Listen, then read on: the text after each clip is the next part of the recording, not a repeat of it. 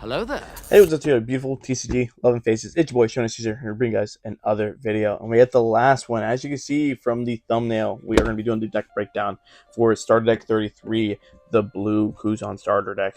Sorry if you guys are waiting for this one. I know you knew I had to do it last when I was going in that order. You knew I had to do it last. Absolutely love Kuzan. You guys know this, so I was really excited to have the starter deck. That means one of my favorite decks of all time gets buffed up and is actually freaking relevant. It makes me incredibly happy, and I can't wait to start running reps with it, because this is going to be the deck I take to the Orlando Regionals. So wish me luck. But in the box, pretty standard. Once again, you get the rule sheet, teaches you how to play the game, teaches you how the phases and how to do everything.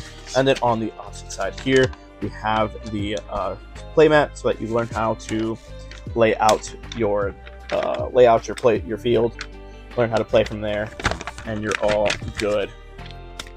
Out of the way. Then it comes with a starter deck and obviously a pack, so you can test your luck there. Now, if you guys are unfamiliar with what Kuzan does, hopefully you guys aren't. You guys know what he does. You guys know what he does, and we all love what he does. But in case you are new around here, hello, I'm Caesar. I'm the Kuzan guy, some may say. But what he does is he is a 5-life, 5K mono blue leader. When a card is trashed from your hand by your Navy type card effects, you draw cards equal to the number of cards trashed. So anytime your Navy type card says trash a card, you end up drawing a card. It ends up becoming a cycle, not a negative effect where you're going down in hand size. You're always cycling and going either hand neutral or hand positive depending on the effect. Very good effect, being able to cycle through your entire deck. You have a couple searches, but you're going to be cycling through almost your entire deck, drawing so many cards. You have so many options. You're seeing so many. It's a very versatile deck. But let's get into the first SR, the first new card. We have the 6-cost 6K Borsellino 2K counter. During the turn in which a card in your hand is trashed by an effect, give this card in your hand -3 cost, and it is a blocker. If you guys are unfamiliar with the purple Sanji blocker, it's very similar, where instead of being 3 less, if you're at 3 or less Dawn than your opponent, you can play this for 3 less. You just have to trash a card off an effect, which you're doing the entire game. Then you can play this for 3, and it's a 6K blocker. If you don't need it for a blocker, it's a 6K body that you can swing. It's just very good. Searchable 2K. It's very versatile. I'm very happy that we got a card like this. It wasn't on my bingo card, but I will accept it. Now, the big hitter, the big boy, 6-cost 6K 1K counter Monkey D. Garp on play. If your leader has a Navy type, play up to 1 blue Navy type character with a 8K power or less, other than Monkey D. Garp from your hand.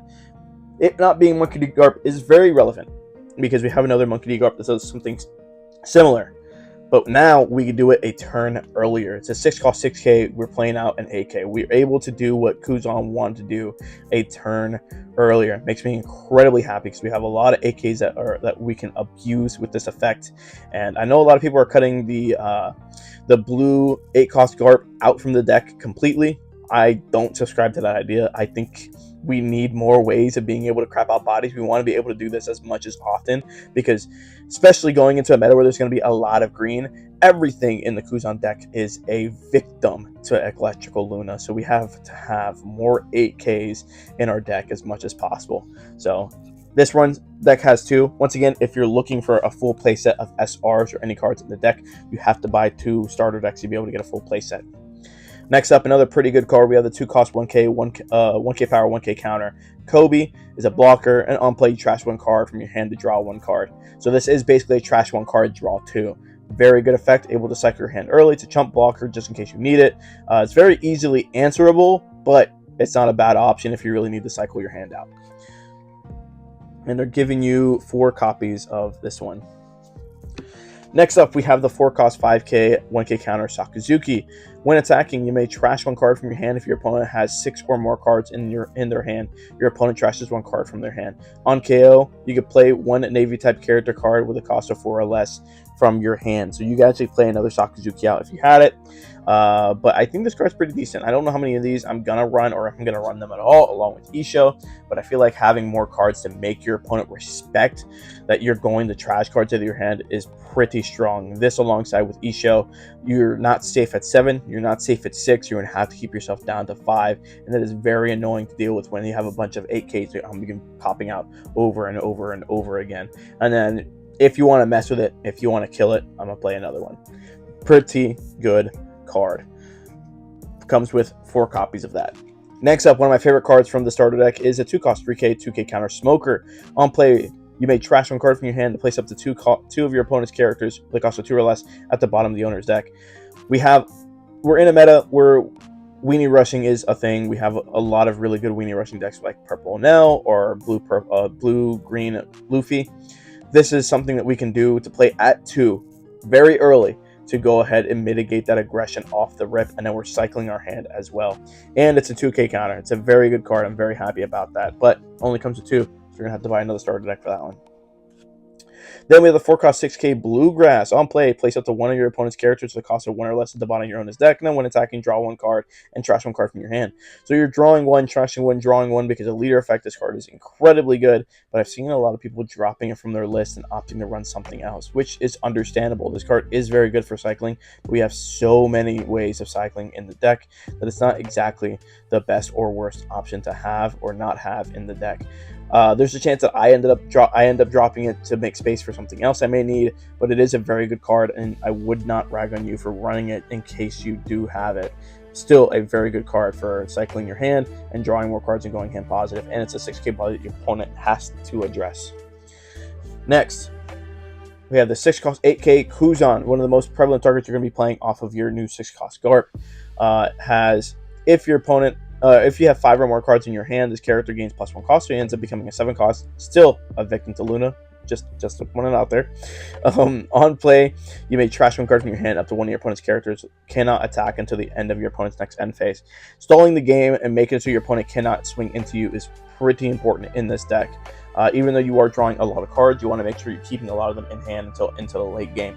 This is going to help you stifle some of their aggression, freeze their body so that they're not able to keep swinging at you, and you can tell them, hey, just stop, chill for a turn, relax.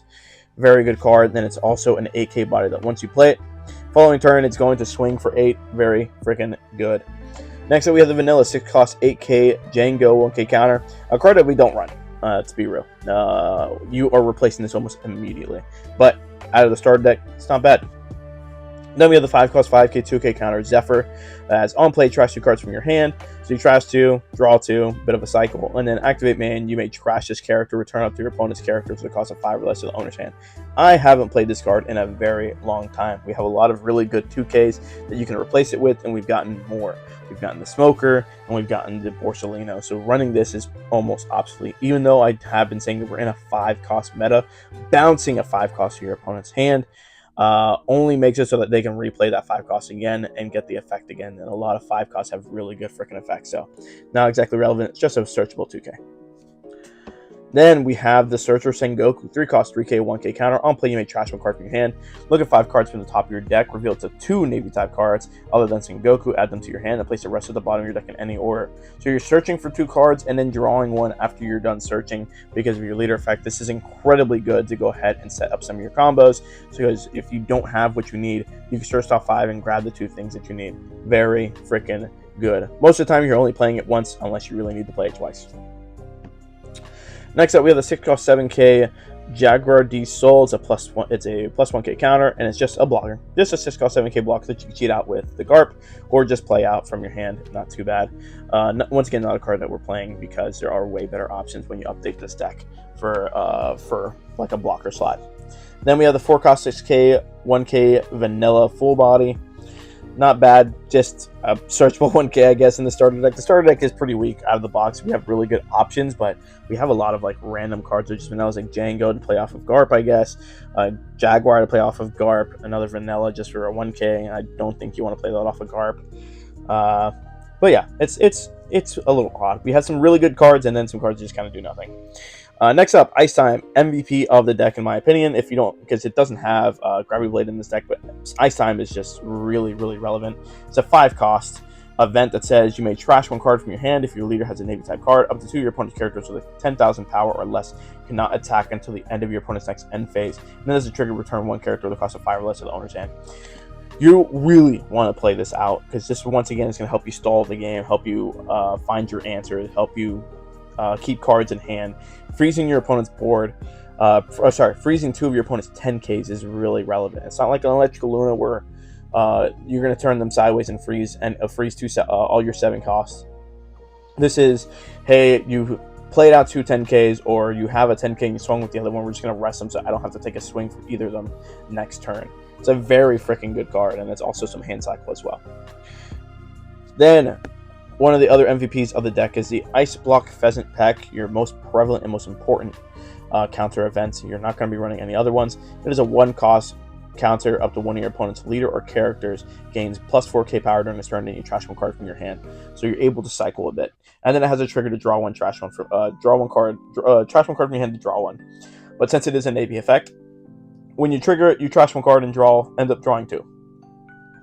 Very, very good card. This is how you survive into the late game.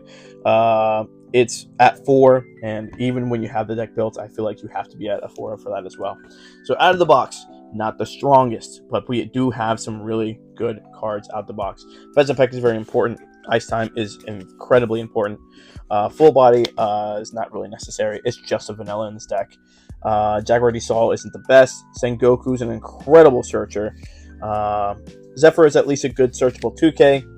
Django really is unnecessary. Kuzan is an incredible card, even though I see people cutting Kuzan down even lower. I don't know why. I'll figure it out on my own, I guess. Bluegrass is also a very good deck, but there is not a lot of 1 cost that we will be hitting or bottom decking anymore. We have Smoker. This is an incredibly good card. I wish they gave us 4 of these in the deck, but I understand because it is very good. Sakusuki, pretty good card. Could be annoying to your opponent, just being able to trash their cards every time they go up to 6. Kobe, very good chump blocker that allows you to cycle and draw 2 cards instead of 1. Monkey D. Garp SR, the reason why you're buying this deck is because of this card. And then we have the 2K Borsellino. Not bad. I can't wait to go ahead and update my Kuzan deck, and once I do, I'll be letting you guys know. I'm probably going to be making a video talking about the deck that I might be taking into Orlando. I'm taking Kuzan for sure, but I'm going to go ahead and make a video talking about the initial Kuzan list I will be testing. And then after Orlando, I'll show you guys what I actually ended up taking and how it went. Hopefully I do well. I would love to do well with my GOAT Kuzan. I haven't been able to play that deck in a regional ever because I played it after like OP12, but in OP12 it just wasn't the best option. I ended up playing Rayleigh instead. But now I cannot wait to take into a regional. I gotta update that deck as soon as possible. Okay, Jaguar Soul and a secret rare ace. Okay, finally another hit. Finally another hit from these packs. It is better than nothing, and going into OP17, I feel like I'm going to need more copies of this ace because I currently have 4 alt-arts in my red ace deck, and then I have 2 base rarity cards, copies of ace in my binder, and I'm definitely going to need more going into 17. And then we have something. Oh, it is a rare. And I was like, holy crap. I was like, it doesn't look like a rare. I should know it's a rare. I play this game way too much. Oh, there was something else in that pack, but at least we did get another hit. But that's going to be it for me, guys. Please let me know in the comment section down below what you guys are doing with Kuzan, what your builds are looking like. I know I got a lot of Kuzan players in my comment section. A lot of you guys found my channel because of my Kuzan content. So I would love to pick your brains and see what you guys' builds are looking like, what spicy techs you may have, and what you think I should be running in the deck going to the Orlando Regional. So love to hear from you guys. So go ahead and comment in the comment section down below. Like the video, and I'll catch you all in the next video. Jonas, you're out. Peace.